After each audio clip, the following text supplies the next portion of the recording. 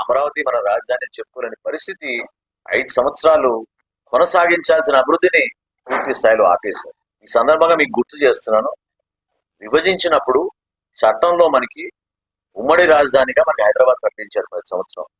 ఆ 10 సంవత్సరాల్లో మనం చేసుకోవాల్సిన అభివృద్ధిని గౌరవ ముఖ్యమంత్రిగా చంద్రబాబు నాయుడు గారు 2014 నుంచి 19 వరకు పునాదులు వేశారు, వాళ్ళు పనులు ప్రారంభించారు అమరావతిలో. కానీ మిగిలిన 5 సంవత్సరాలు ఎప్పుడైతే వైఎస్ఆర్సీపీ ప్రభుత్వం వచ్చిందో ఒక ఇటుక కూడా వేయకుండా అక్కడ ఉన్న పైపులు కూడా ఎత్తుపోయారు, సిమెంట్ ఎత్తుపోయారు, చివరికి గ్రావెల్ కూడా ఎత్తుపోయారు. ఈయనేమో ఇప్పుడు పోయి బెంగళూరులో ఉంటున్నాడు, కనీసం హైదరాబాద్ కాదు, ఆయన ఉండేది బెంగళూరు. సో మన రాష్ట్రం పైన, మన రాష్ట్ర ప్రజల పైన ఏ మాత్రం అభివృద్ధి జరగాలి, సంక్షేమం చేయాలనే ఆలోచించలేని వ్యక్తి దౌర్భాగ్య పరిస్థితిలో మనకి ముఖ్యమంత్రి అయ్యాడు 5 సంవత్సరాలు.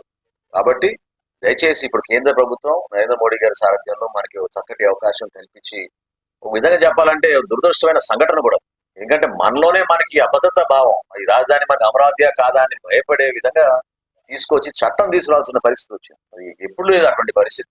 చట్టంలో ఏముంది, విజయవాడ గుంటూరు మధ్యన రాజధాని నిర్మాణం చేసుకుంటా అన్నాం, కానీ అమరావతి అని స్పష్టం చేయలేదు కదా. రేపటి రోజున మనం ఇబ్బంది అవుతామని ఒక భయంతో కేంద్ర ప్రభుత్వం ఇచ్చిన సలహాతోటి మనం మరొకసారి శాసనసభలో తీర్మానం చేసి, పవన్ కళ్యాణ్ గారు కూడా ఆ రోజున జనసేన పార్టీ ఏ విధంగా నిలబడిందో అమరావతి రైతుల కోసం మొదటి రోజు నుంచి వాళ్ళు చేసిన 1630 రోజుల పోరాటంలో అనుక్షణం మా కార్యకర్తల నాయకులు ఎప్పుడు కూడా అదొక స్ఫూర్తిదాయకమైన పోరాటం.